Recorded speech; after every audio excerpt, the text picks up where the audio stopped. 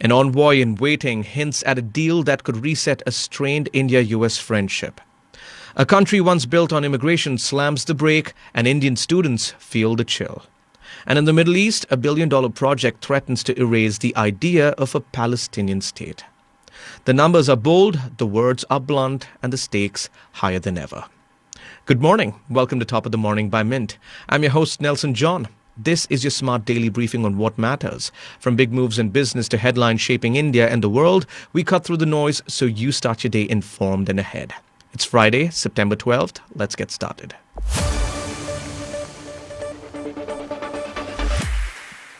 Now, here's what just happened in Washington that could reshape US-India relations.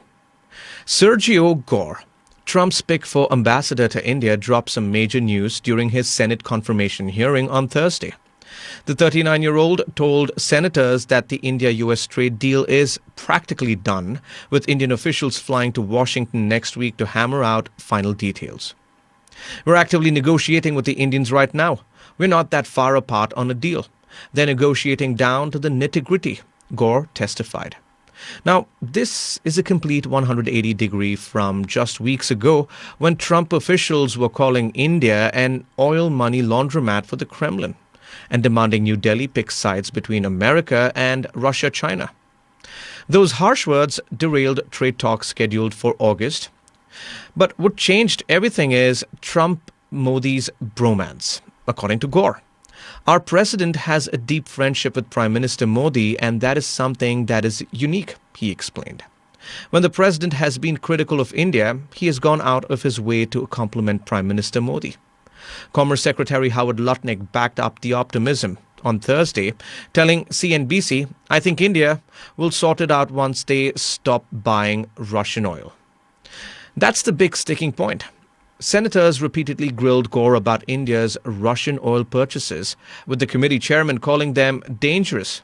Gore promised making India ditch Russian oil would be his top priority. The stakes are huge. Trump wants to double bilateral trade to $500 billion by 2030 through his Mission 500 initiative. Gore outlined plans for deeper defense cooperation, joint military exercises, and more Indian investments in U.S. manufacturing and pharmaceuticals. Canadian Prime Minister Mark Carney just delivered some brutal news for international students, especially those from India. Speaking to his Liberal Party caucus in Edmonton on Wednesday, Carney announced Canada will slash temporary residents to below 5% of the population by 2027. That's down from a peak of 7.25% last year. "We are welcoming people to our country. We have to make sure we have the capacity to fulfill that welcome," Carney said, trying to soften what amounts to a massive immigration crackdown. Here's how bad it's gotten for Indian students. 4 out of 5 are now getting rejected according to Border Pass, a lawyer-backed immigration platform. Now that's an 80% rejection rate. The numbers tell the whole story. In the second quarter of this year, only 17,885 study permits went to Indians compared to the 55,660 the same period last year. That's a 66% crash. Indians used to make up 45% of all study permits. Now they're down to 32%. The broader picture is equally stark. Overall study permit approvals dropped from around 60% over the past decade to just 38% this year. Total permits fell by nearly 100,000 in the first 6 months of 2025. What's driving this? Growing anti-immigration sentiments across Canada, according to political observers. The country is basically saying it bit off more than it could chew with international students. The timing couldn't be worse for Indian families who've invested heavily in Canadian education dreams. Many are now scrambling for alternatives as what was once a reliable pathway to Canadian residency has become increasingly elusive. Carney's new immigration plan, expected before Parliament in coming weeks, will likely make these restrictions official policy.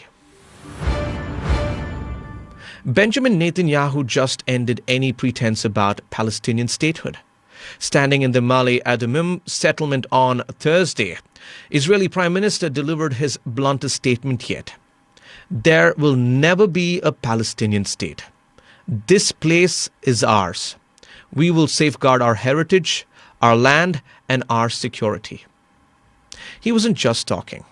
Netanyahu signed off on a massive expansion plan for the settlement, reviving the controversial E1 project that has been shelved twice before. Here's why E1 matters. The $1 billion development would add thousands of housing units and effectively cut the West Bank in half. More critically, it would separate Palestinians from East Jerusalem, the area they claim as their future capital. The project got frozen in 2012 and 2020 after fierce US and European pressure. Now, this time, Israel's defense ministry quietly approved it last month, despite warnings from allies that settlement expansion could kill any chance of a two-state solution. The timing couldn't be worse for Israel's international standing. Just 2 days ago, Israel faced heavy criticism for an attempted strike on Hamas leaders in Qatar. Now, Netanyahu's outright rejection of Palestinian statehood risks pushing more countries towards recognizing Palestine at the UN General Assembly later this month.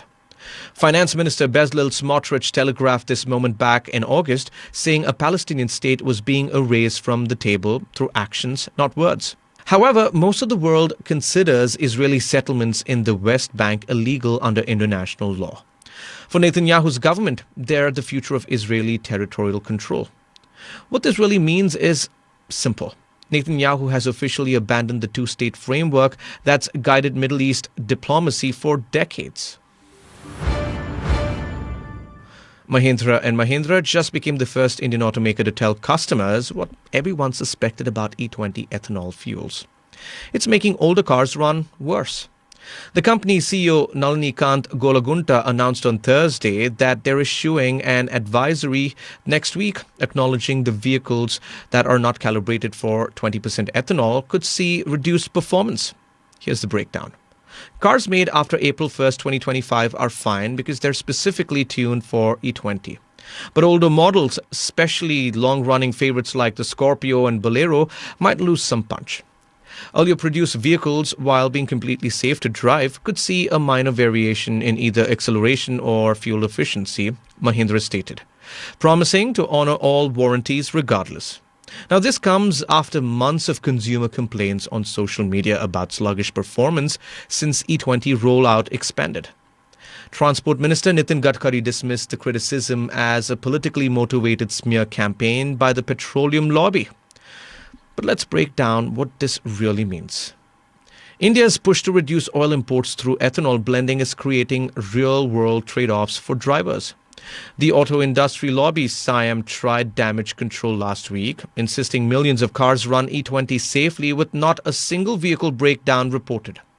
They admit mileage drops, but maintain safety isn't compromised.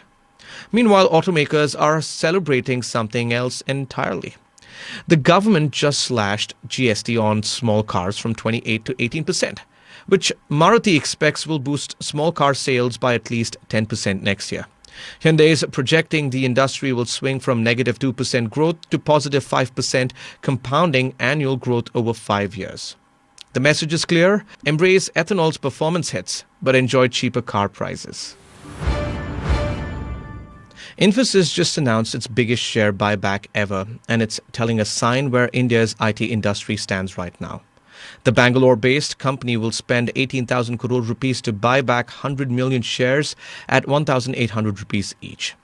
That's a hefty 19.2% premium over Thursday's closing price of 1,509.5. Now, here's the thing. This matches the record set by Tata Consultancy Services in 2022. But Infosys is actually buying back a bigger chunk of itself, 2.4% versus TCS's 1.08%. The move caught analysts off guard. HDFC Securities expected around 12,000 to 18,000 crore rupees, while Kotak pegged it at 13,560 crore rupees. Both firms see this as management signaling the stock is undervalued after falling 24% this year. What this really means is simple. Infosys has more cash than profitable growth opportunities. The company's been methodical about returning money to shareholders. Since 2017, they've done buybacks worth 13,000 crore rupees, 8,260 crore rupees, 9,200 crore rupees, and 9,300 crore rupees. Their policy right now targets returning 85% of free cash flow over 5 years through dividends and buybacks. With $4.1 billion in free cash flow last year, that could mean $17.4 billion going back to shareholders through 2030 if trends continue. The broader context is sobering for India's IT sector. All top 5 IT companies, TCS, Infosys, HCL, Wipro, and Tech Mahindra, are down double digits this year. Growth has slowed to single digits across the board, with Wipro and Tech Mahindra actually shrinking. Macroeconomic conditions are unstable and demand is low, explains a Mumbai-based analyst. It's tough to invest in new technologies when you're getting less work. Infosys raised its revenue guidance slightly to 1 to 3% growth, but that's still their slowest projection in a decade.